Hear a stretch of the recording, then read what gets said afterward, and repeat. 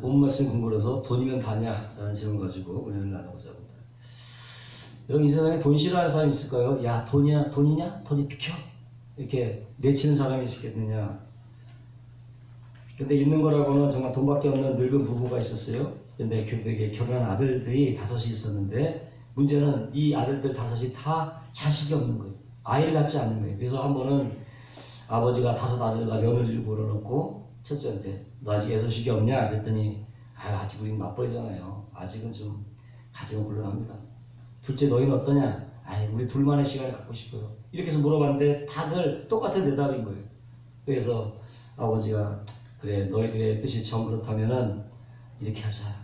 내게 제일 먼저 손자를 안겨주는 놈에게 내가 30억 전부를 주겠다.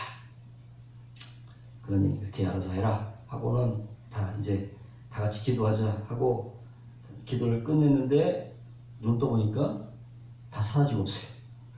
어디 가버리고 말았어. 애 만들려 갔겠지. 유튜브 여러분, 돈을 보고 겉으로는 초연한치 하지만은 다 내심 돈을 좋아한다고 하는 거예요. 심지어는 애들이 태어날 때 돈하고 태어난다는 우스갯소리도 있잖아요. 또 길 가다 오면은 여러 가지 상점 이름 중에 참 재밌는 게 있어요. 돈 되면 또 오리, 돈 되면 또 오리. 우리집이야? 돈 되면 또 오리. 그리고 뭐 돈 놓고 돈 먹기. 이건 삼겹살 전문 식당이잖아요. 돈 놓고 돈 먹기. 재밌어.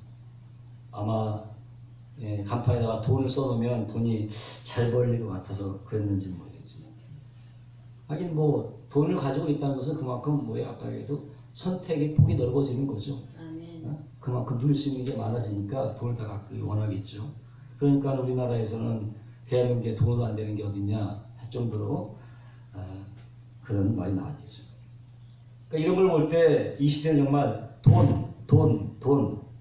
돈이면 사족을 못 쓰는 정말 돈의 돈 시대, 돈에 돌아버린 시대가 아닌가.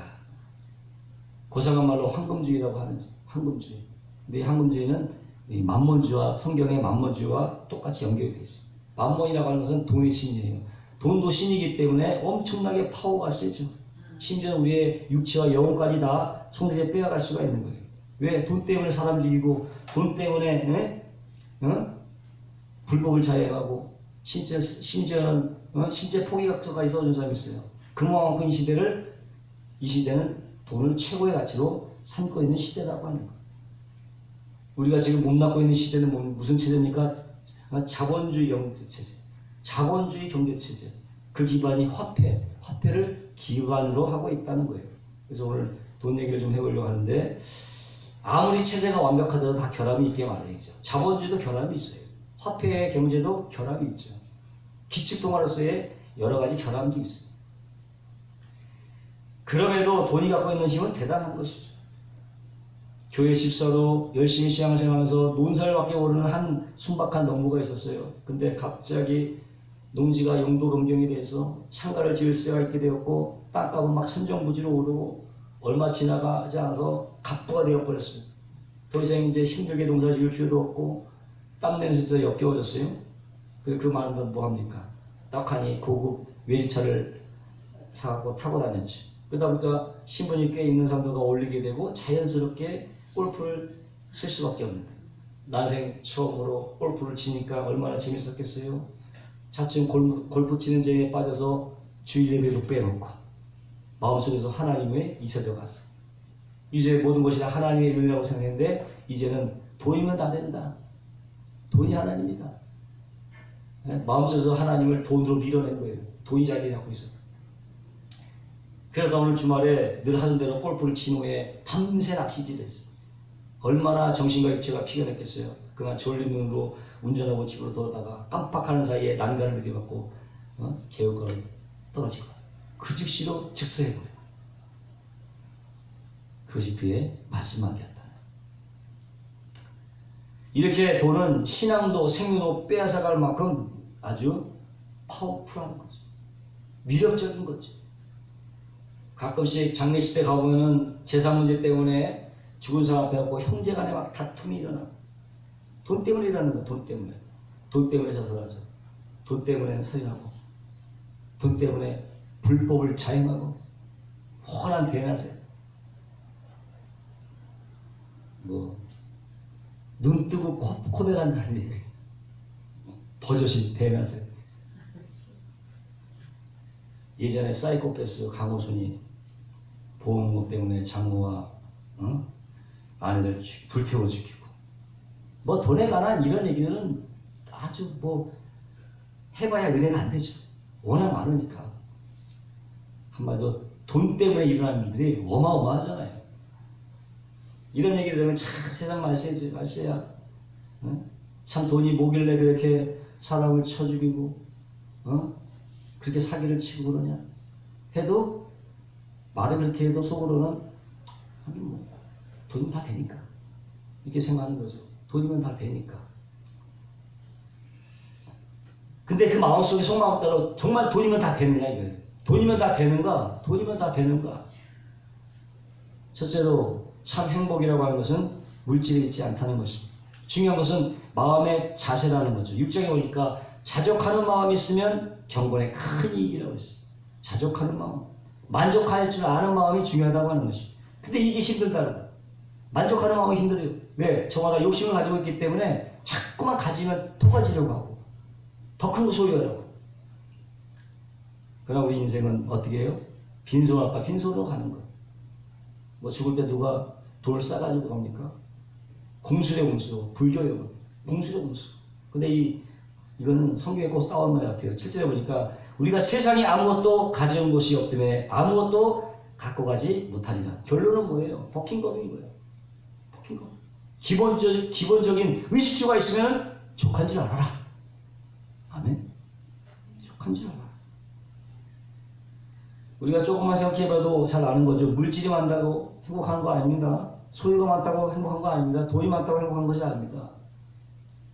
행복이라고 하는 것은 돈이나 물질이나 소유와 상관없어요. 제가 중학교 2학년 때 기쁘면서도 화난 일이 있었는데 그때 14살이었어요. 40년 전 얘기인데 그때만 해도 전화기 있는 집이 없었어요. 그때 우리 집에 처음으로 전화기가 설치되는 날인데 너무나 기뻐서 그걸 확인해 보려고 저 멀리 백년시장 그 중턱에 가서 저 궁전에 전화를 딱 하는데 삐삐 소리인데 이게 가는 건지 끊어진 건지 알 수가 없는데 그러고 있는데 뒤에 있는 맨 어른이 머리를 손 뒤에서 팍 치는 거예요. 조그만 자식이 벌써 전화질이냐. 기분이 확 나빠지네. 그런 적이 있는데 지금은 전화기도 없는 집이 없고요. 너무나 애들마다 다 핸드폰 하나씩 다 가지고. 그렇다고 그때나 지금이나 더 행복하냐 이거예요. 그때는 전화기 없어. 그 시절이나 행복 갖고 있는 이 시대가 똑같이 행복하냐. 오히려 핸드폰 요금 많이 하니까 더 걱정스러울 수도 있죠. 때문에 꼭 많이 가졌다고 꼭 행복한 것은 아니다. 많이 가졌다.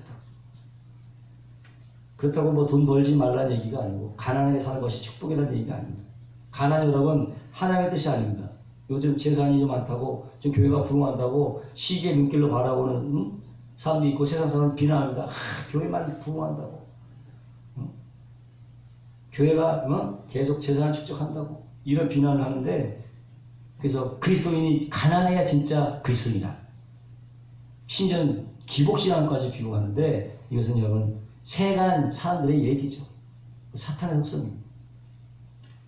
성경은 그렇게 말하고 있지 않습니까? 고린도후서 8장 9절에 우리 주 예수 그리스도의 은혜를 너희가 알거니와 부유하신 이로서 너희를 위하여 가난하게 되심은 그의 가난함으로 말미암아 너희를 부유하게 하려 하십니다. 예수님께서 이 땅에 인간의 육신을 입고 못 먹고 못 입고 가난하게 살다 가신 이유는 우리로 하여금 뭐요?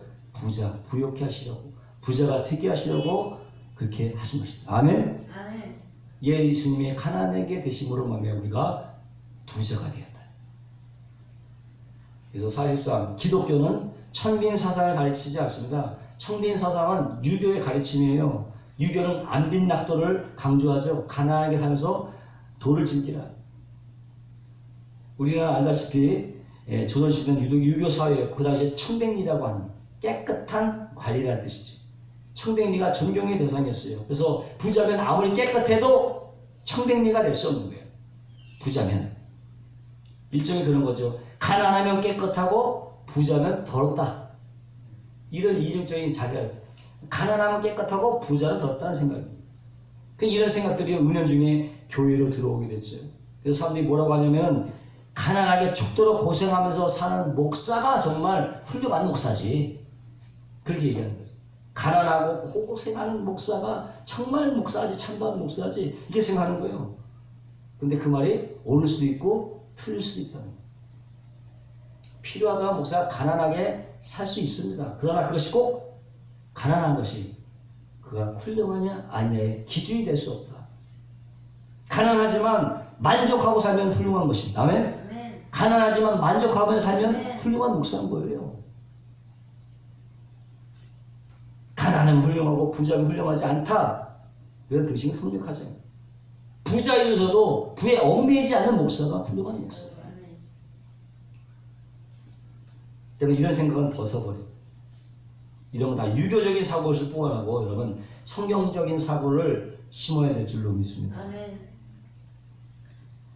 우리나라 목사님 중에서 가장 존경받는 목사님이라면 한경직 목사님이 있죠.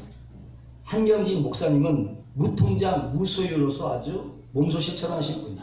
근데 잘 모르는 내용이 있는데 한경직 목사님에게서는 교회에서 사택을 줬어. 교회에서 사택을 주고 생활에 필요한 모든 것, 심지어는 휴지까지도 교회에서 다 제공했어. 늘 가지고 다니던 그 구제금 통장에 항상 잔고가 5천만 원씩. 부족하면 또 장로님이 또 채워주고 입금해 드렸어요. 은퇴 후에도요 담임 목사와 똑같은 예우를 받았고 남한산성에 있는 교회 별장에 풀타임 유급 직원이 3명이나 있어요. 그 별장 유지에서 필요한 모든 것을 다 교회가 부담했어요. 그러니 뭐 저금 통장이 있을 필요가 없죠. 주택이 따로 있을 필요가 없죠. 뭐 이것은 제가 뭐 한경직 목사님을 폄하하려고 하는 것이 아니고 깎아내리려고 하는 것이 아니라 종종의 원인을 무통장이나 무소유 같은 데서 찾아서는 안 된다고 하는 거예요. 네? 성경은 청빈을 말하고 있지 않습니다. 청부를 말하고 깨끗한 부자를 말하고 해요. 깨끗한 부자를 가르치고 있는 거예요. 깨끗하게 벌어서 깨끗한 부자가 되라고 가르치고 있는 것입니다. 아멘. 때문에 돈이 많으냐 적을 가지고 신앙이 좋으냐 안 좋냐 그 사람이 훌륭하냐 안 하냐 이렇게 따지면 하나님의 의도를 벗어나게 됩니다. 할 수만 있다면 여러분 깨끗한 부자가 되시기를 주님의 이름으로 축원합니다. 깨끗한 재벌이 되시기를 주의 이름으로 축원합니다. 분명한 것은 돈이 전부가 아니라 돈이 행복을 주는 것이 아니라는 거죠. 돈이 전부가 아니고 돈이 꼭 행복이 아니라는 거죠. 그럴 때에만 우리가 돈과 상관없이 행복을 누릴 수가 있게 되는 것입니다. 두 번째로요. 돈의 노예가 되지 말고 돈의 마스터, 주인이 되라. 돈을 지게 해라 이거죠. 구절에 보니까 부하려 하는 자들은 시험과 올무와 여러 가지 어리석고 해로운 욕심에 떨어지라니 곧 사람으로 파멸과 멸망에 빠지게 하는 것이 딱 맞는 말이에요. 부하려고 하는 자들, 시험과 올무와 여러 가지 어리석고 해로운 욕심에 떨어지고 사람으로 파멸과 멸망에 빠지게 하는 것이다. 부하려고 하는 사람. 언뜻 생각하면 부자가 되는 것이라고 것이 죄라고 말하는 것 같지만 여기서는요. 부하려고 하는 사람들, 부하려고 하는 사람은 뭐예요? 수단과 방법을 가져갖고 돈 버는 데만 혈이 나요. 부하려고 하는 사람들,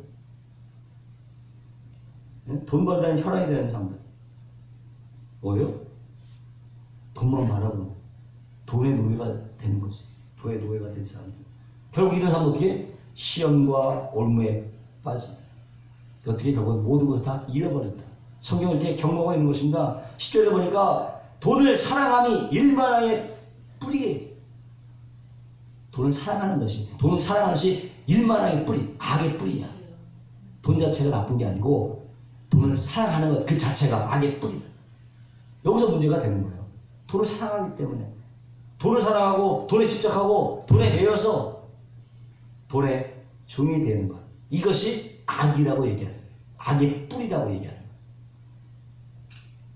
어느 부자가 있었습니다. 근데 죽으면서 돈을 다 놔두고 하기가 너무 아까우니까 관 속에 좀 넣어놓으려고 그렇게 했는데 믿고 부탁할 사람이 있어야지. 근데 딱 3명, 평소에 친하게 지냈던 변호사, 의사, 목사님, 이 3분에게 선정을 해갖고는 내가 친한 각 사람에게 1억씩 주면서 내가 입관할 때 관 속에 살짝 넣어달라고 부탁을 했어요. 이제 장례식을 치르고 이제 돌아오는 길에 3사람이면서 의사와 변호사와 목사가 만나서 얘기하는 거예요. 약속대로 관 속에 돈 넣었냐? 그랬더니 목사님이 말씀하시고, 그래도 야 11조는 떼야 되지 않겠어? 9천만 원만 넣었어.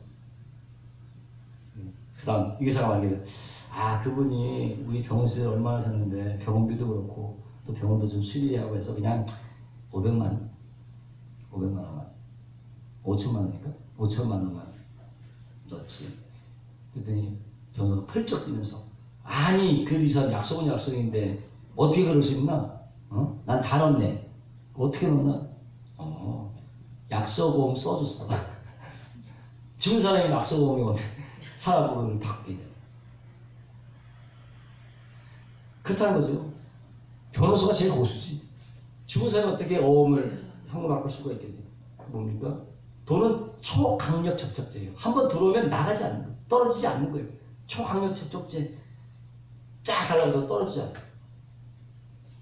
그래서 성경은 돈의 노예가 되지 말고 돈의 메스터가 되어서 돈을 잘 활용하라고 말씀하고 있는 거예요. 그럼 어떻게 돈을 써야 되느냐? 첫째로 여러분 물질을 하나님께 드리시길 주의 이름으로 축원합니다. 첫 번째 하나님 것이 따로 있어요. 모든 것의 초대자가 다 누구 거야? 하나님 거야. 이스라엘의 장자는 다 하나님 거예요. 짐승의 첫 새끼는 다 하나님 거예요. 초대자는 다 하나님의 것이에요. 그래서 어떻게? 우리가 11조 드리는 거잖아요. 11조와 헌물은 누구의 것? 하나님의 것이에요. 11조와 헌물을 도적질하지 말라고 해요. 여러분 11조와 헌물은 하나님의 것인 걸 여러분 믿으시기 바랍니다. 10분의 1을 하나님께 드려야 돼요. 록펠러가 왜 부자가 되시지 않습니까? 그건 11조의 비밀을 알았기 때문에 어릴 때 어머니가 3가지 약속했습니다. 첫째, 11조 생활할 것. 두 번째, 교회 가면 맨 앞자리에 앉을 것. 세 번째, 교회 일에 순종하고 목사님 마음을 아프게 하지 않을 것. 이 3가지를 실천해야 돼요. 그때 하나님께서 복을 주셔서 세계 최대의 갑부, 최고의 갑부가 돼요. 그때 당 20% 용돈을 받으면 어떻게 11조 하는 것을 배웠고요. 19세 때 신내교회 집사가 돼서 한평생 교회를 충성되게 섬겼고, 그 밖에 뭐 시카고 대학들부터 많은 대학을 세웠고요. 교회당도 거의 5,000개를 세워서 하나님께 봉헌했던 사람입니다. 그의 98년의 생애를 보면 처음 55년은 돈 버는 데 투자하고 나머지 43년은 죽을 때까지 돈 쓰는 데 투자했어. 지금도 그 후손들이 대를 이어서 지금 잔사업을 펼치고 있잖아요. 록펠러 가문. 또 헌금에는 11조만 있는 것이 아니죠. 여러 가지 선교 헌금도 있고 구제 헌금도 있고 건축 헌금 등등 교회에 교회에서 돈 쓸 때가 참 많죠. 개척까지 10년이 되고 교인수가 한 200명 되는 교회인데 50억을 들여서 교회당을 세웠습니다. 사실 200명에 모이는 교회에서 50억짜리 예배당을 세우는 것이 쉽지 않죠. 그런데 어떤 장로님께서 건축헌금 3분의 2를 내셨다는 거예요. 장로님이 정말 아무리 부자라도 쉽지 않은 액수잖아요. 그럼에도 더 존경스러운 것은 전혀 티도 안 내고 아주 겸손하게. 정말로 이분은 돈을 쓸 줄 아는 사람이에요. 돈을 벌 줄도 알고 돈을 쓸 줄 아는 그런 장로님. 이런 분들은 하나님께서 더 큰 부자가 되어도 상관이 없죠. 떨어지지 않는다. 더 축복해 줄 줄 믿습니다. 이런 여러분 부자들이 많이 나오시기를 주님의 이름으로 축원합니다. 또 선한 사업에 투자해라. 선한 사업을 위해서 쓰라는 거예요. 사랑과 행복남은재단 같은 데 투자하거나 굿피플 같은 데 투자하는 것도 좋은 거죠. 우리 교회도 굿피플 국내 지부 아닙니까? 특별히 신학생들 모르는 거 다 버리고 이제 하나님만 섬기겠다고 그 젊은이가 그 뛰어드는 그 신학생들 있잖아요. 그 사람들도 많이 투자하는 것도 좋죠. 제 어렸을 때 신학생 때 주위 학원도 보면 어떻게 어렵게 사는 사람들이 많은지 형편이 어려운 분들이 너무나 많아. 심지어는 교통비가 없어서 걸어오는 사람도 있었어요. 그래도 하나님께서 어떻게 인도하시고 잘 어떻게 다 잘 다니시더라고. 보니까 하나님께서 다 이손길 저손길을 통해서 후원해 주시더라고. 이런 신학교 한 사람 잘 내면 엄청난 영향력을 미칠 수 있는 목사가 될 수 있잖아요. 그래서 이렇게 신학생 한 명 키우는 것도 선한 사업인 거죠. 또 어려운 이웃을 돕는 것도 좋은 일인 겁니다. 결식 아동들, 고아원 양로 같은데 돕는 것도요, 물질을 바로 쓰는 방법 중에 하나라고 하는 거죠. 또 그 밖에 교회 내 어려운 사람들 돕는 것도 참 좋은 거죠. 오히려 믿음의 가정에게 더 갈지라. 이런 말씀 있잖아요. 돈이면 다냐? 결론입니다. 절대 돈이 다가 아닙니다. 특별히 저와 여러분은 더 그렇습니다.